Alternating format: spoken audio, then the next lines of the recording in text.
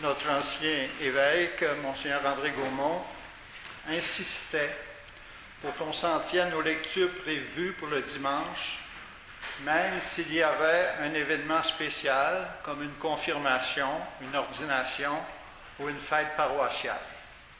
Il était convaincu que la parole de Dieu de ce jour-là projetterait un éclairage original sur l'événement.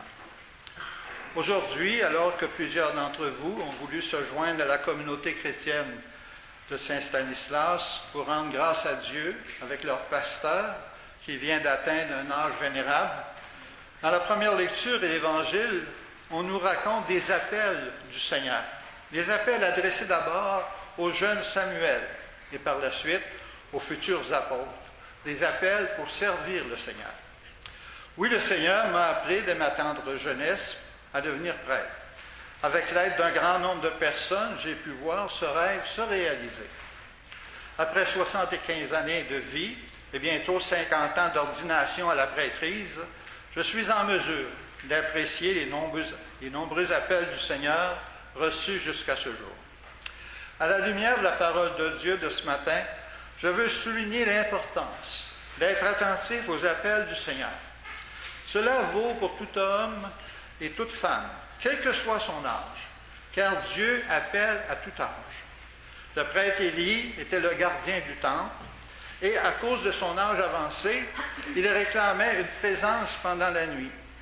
Le jeune Samuel avait été chargé de veiller sur le vieux prêtre. C'est une histoire ancienne qui se répète aujourd'hui, alors que notre ami Michel veille à chaque nuit sur notre patriarche Léo, âgé de 102 ans et 3 mois, et cela depuis plusieurs semaines. Samuel ne connaissait pas encore le Seigneur, et la parole du Seigneur ne lui avait pas encore été révélée. Donc, Samuel n'était pas croyant. Et je reprends cette observation que je faisais dimanche dernier, lorsque j'affirmais qu'en rendant service au prochain, on se rapproche inévitablement de Dieu, même si on se dit incroyant. Par amitié pour Élie, le jeune Samuel veillait sur un vieil homme. Et un vieil homme dont il ne partageait pas la foi. Et par 3 fois, le Seigneur réveille Samuel, mais ce dernier croit que c'est le prêtre qui l'appelle. La 3e fois, à la suggestion du prêtre Élie, Samuel répond « Parle, Seigneur, ton serviteur écoute. » Combien de personnes encore aujourd'hui, il s'en trouve probablement parmi nous, entendent l'appel du Seigneur pour une mission particulière, pour un engagement spécial à l'intérieur de la communauté chrétienne ou ailleurs, mais ne répondent pas pour toutes sortes de raisons. Je me permets de reprendre ce conseil du prêtre Élie et de redire, d'avoir le courage de reprendre ces mêmes paroles. Parle, Seigneur, ton serviteur, ta servante, écoute. Pour avoir répondu à l'appel du Seigneur, le jeune Samuel, qui était incroyant, devint un grand serviteur de Dieu. Dans l'Évangile, c'est Jean-Baptiste qui indique à ses disciples la véritable identité de Jésus. Voici l'agneau de Dieu. Intrigués par cette présentation, 2 disciples de Jean-Baptiste se mettent à suivre Jésus. Les voyant s'approcher, Jésus pose cette question. Que cherchez-vous? Remarquons qu'il ne dit pas qui cherchez-vous, mais plutôt que cherchez-vous? En réalité, quel besoin désirez-vous combler? Ces hommes sont de toute évidence en mal de satisfaire un besoin de la proximité de Dieu. Et Jésus leur est présenté comme l'homme qui peut répondre à cette attente.